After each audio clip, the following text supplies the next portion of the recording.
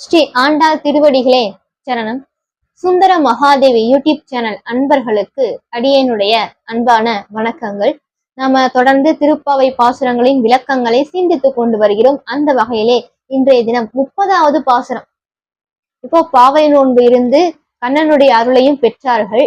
இப்போ திருப்பாவை பாசுரம் பாடி அந்த இறைவனுடைய புகழை எல்லாம் பாடினார்கள் அல்லவா? இந்த திருப்பாவை பாசுரத்தை பாடினால் என்ன பலன் கிடைக்கும் அப்படின்னு சொல்லி இந்த பாசுரத்துல சொல்றாங்க. ஸ்ரீ ஆண்டாள் திருவடிகளே சரணம்.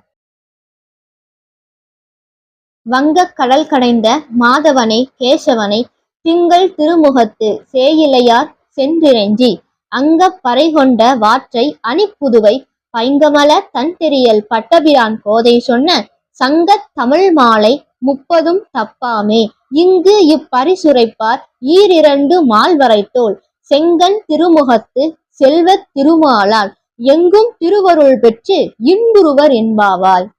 வங்கல் கடைந்த மாதவனை, அந்த வங்கல் கடல், அந்த திருப்பார் கடலை கடைய உதவியாக இருந்தவனை, ஏன்னா மேருமலையை மத்தாக்கி வாசுகி பாம்பை நானாக்கி தேவர்கள் ஒரு பக்கமும் அசுரர்கள் ஒரு பக்கமுமா கடைந்தார்கள்.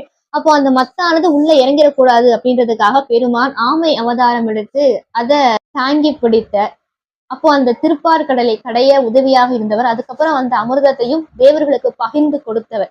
அப்படிப்பட்ட அந்த வங்க கடலை கடைந்த மாதவனை, கேசவனை, கேசி என்ற அரக்கனை கொன்றதனால் அவருக்கு கேசவன் பேரு, கேசவனை திங்கள் திருமுகத்து சேயிலையார் சென்று இறைஞ்சி அங்க பறை கொன்ற வாற்றை, நல்ல சந்திரனை போல முகத்தை உடைய பெண்கள் நல்ல அணிகலன்களையும் அணிந்து கொண்டு அழகான உடைகளை எல்லாம் உடுத்தி கொண்டு அத்துணை பெண்களும் பாவை நோன்பிருந்து இறைவனுடைய திருவருளை பெற்றார்கள். அங்க பறை கொன்ற வாற்றை, பாவை நோன்பிருந்து கண்ணனுடைய அருளை பெற்ற அந்த வரலாற்றை அணிப்புதுவை பைங்கமல தன்தெரியல் பட்டபிரான் கோதை சொன்ன.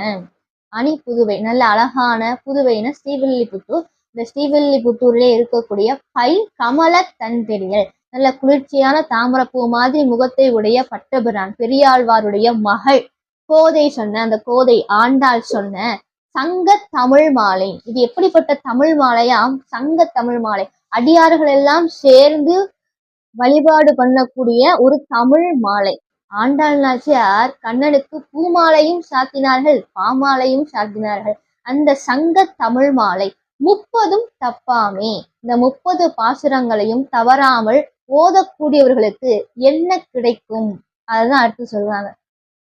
இங்கு இப்பரிசு உரைப்பார் ஈரிரண்டு மால்வரைத்தோள் செங்கன் திருமுகத்து செல்வத் திருமாலால் எங்கும் திருவருள் பெற்று இன்புறு எம்பாவாய் அப்படின்னு சொல்றாங்க.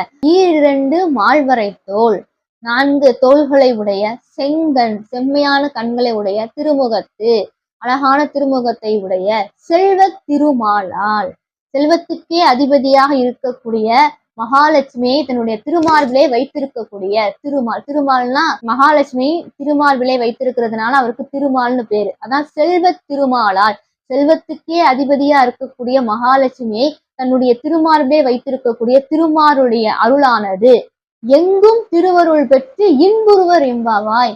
எந்த இடத்துக்கு சென்றாலும் சரி, எங்கு சென்றாலும் அவர்களுக்கு அவர்களுடைய அனுக்கிரகமானது கிடைக்கும், பரிபூரணமாக கிடைக்கும் அப்படின்றாங்க. எங்கும் திருவருள் பெற்று, எந்த இடத்துக்கு சென்றாலும் சரி அவங்களுக்கு செல்வ செழிப்பு உண்டாகும். அந்த மகாலட்சுமியுடைய அனுக்கிரகமும் திருமாலுடைய அனுக்கிரகமும் நீக்கமர நிறைந்திருக்கும் அப்படின்னு சொல்றாங்க. எங்கும் திருவருள் பெற்று இன்புறுவர் என்பாவாய். அவர்கள் மகிழ்ச்சியாக இன்பமாக வாழ்வார்கள். நல்ல செல்வ செழிப்போடு எந்த குறையும் இல்லாமல் இன்புற்று அவருடைய அருளையும் பெற்று இன்பத்தோடு வாழ்வார்கள். மகிழ்ச்சியாக அவருடைய வாழ்க்கை இருக்கும் அப்படின்னு சொல்லி ஆண்டாள் நாச்சியார் இந்த பாசுரத்துல, இந்த பாசுரத்தை 30 திருப்பாவை பாசுரங்களை படிப்பதனுடைய பலன் என்ன அப்படின்றது ரொம்ப அருமையாக நமக்கு சொன்னார்கள்.